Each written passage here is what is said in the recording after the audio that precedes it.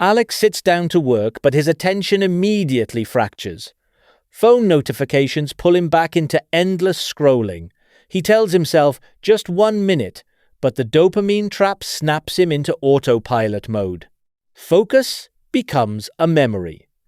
Alex blames himself for lacking willpower, but beating himself up changes nothing. The cycle just repeats louder. He thinks discipline means tougher self-control. But what if that's the wrong battle entirely? Alex realizes discipline isn't about mental grit, it's about designing his environment differently. Systems shape behavior more than willpower ever could. What if he built barriers instead of relying on strength? Alex maps the notification web, each buzz and chime pulling his attention in different directions. These interruptions aren't accidents. They're designed to fragment his focus throughout the day. Alex learns apps don't just steal attention, they sell it to advertisers for profit. Every swipe serves an algorithm that profits from his addiction. No wonder focus feels impossible. Alex sees how constant switching rewired his brain for instant gratification and short attention spans. His brain expects frequent hits, now trained by repetition to crave constant stimulation.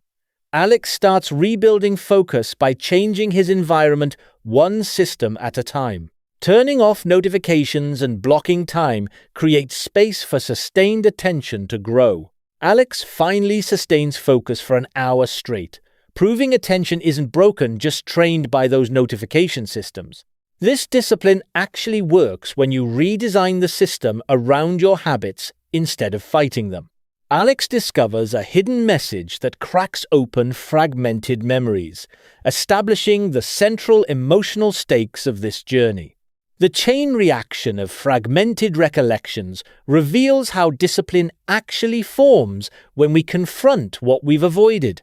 The memory shifts unpredictably, creating narrative confusion as conflicting versions battle for which one is real. This fractured timeline shows how discipline actually requires choosing one path instead of chasing every possibility. A trusted ally is exposed as the source of memory corruption, raising the emotional cost of this betrayal. This betrayal deepens Alex's resolve to actually build disciplined systems that can't be corrupted from within. Alex must decide whether to erase the corrupted memory or risk their own existence at this crucial choice point.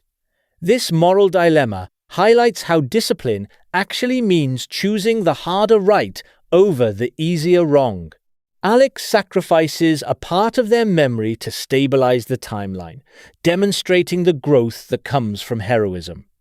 This sacrifice proves discipline actually means letting go of what holds you back to move forward. Fragments of the sacrificed memory resurface, introducing unresolved questions about what was truly lost. These echoes remind us that discipline actually means living with the consequences of our necessary choices. The walls pulse with the truth Alex has been avoiding. This isn't just distraction, it's systematic corruption of his focus. The entity's voice reveals the real culprit. Systems designed to fragment attention, not personal failure. Alex emerges carrying the weight of choices made. The sky above shows possibilities he never saw before. The new beginning isn't about starting over, it's about understanding what discipline actually means. One wrong click, his phone notification becomes the catalyst that breaks everything he built. The chain reaction starts small: a missed deadline, a broken relationship, a habit that feeds on itself. Despite bone-deep fatigue, Alex begins addressing the mess he made. Every keystroke costs him something. The macro view reveals how small actions carry enormous weight when you're already running on empty. The emotional collapse comes not with drama, but with the quiet realization that he might not be able to fix this. The minimalist space reflects his mental state, stripped bare, exposed, wondering if recovery is possible. Even exhausted, Alex sees the pattern. His phone wasn't the problem. His habits were the real enemy. The macro view exposes what he missed. Systems designed to hijack attention, not his lack of willpower. Alex makes his sacrifice, giving up the phone that promised convenience but delivered fragmentation. The choice costs him immediate comfort, but gains something deeper: actual control over his attention. The mistake wasn't his fault. The system was designed to fragment his focus. Discipline isn't about forcing willpower. It's about understanding the trap. He'd addressed the problem, but the cost was written across his face. The resolution was simple. Too simple for how much it had drained. A new environment, a new start, the kind of discipline that sticks. Not forced willpower, not endless struggle, just systems that work. Alex realized the trap wasn't his weakness. It was by design. Every app engineered to capture his attention, every scroll a tiny betrayal. Willpower wasn't infinite. It was a battery that drained with every fight. Each morning of resisting felt like bleeding willpower. By noon, he was spent. Habits weren't about willpower. They were about loops that ran on autopilot. The phone buzzed. The routine triggered. The reward arrived. All automatic. Discipline wasn't about fighting the system. It was about redesigning it. Make good behavior easy. Make bad behavior hard. Let systems do the work. Alex repeats the affirmation, "I am someone who focuses," noticing a subtle shift in mindset that makes the behavior feel like self-expression rather than sacrifice. The behavior now feels aligned with their identity, reducing reliance on willpower. Alex lists distractions on the desk and removes or relocates each one, turning the audit into a tangible first step. With distractions reduced, Alex considers how to pre-commit to future actions.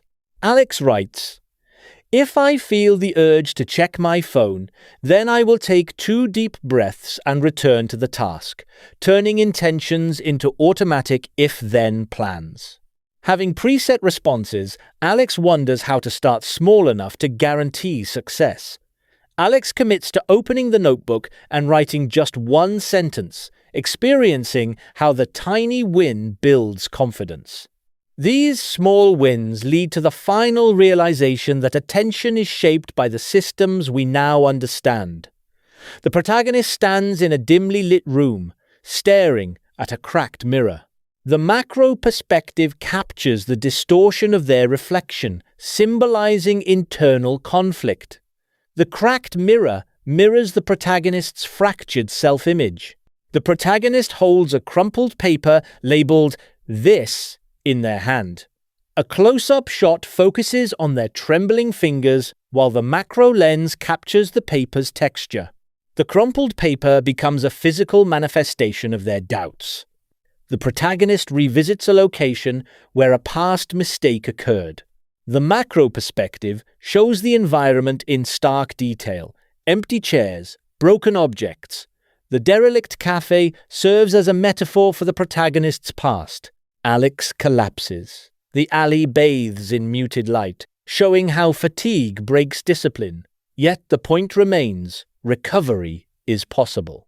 He lifts his gaze, the alley's silence echoing the possibility of getting back on track.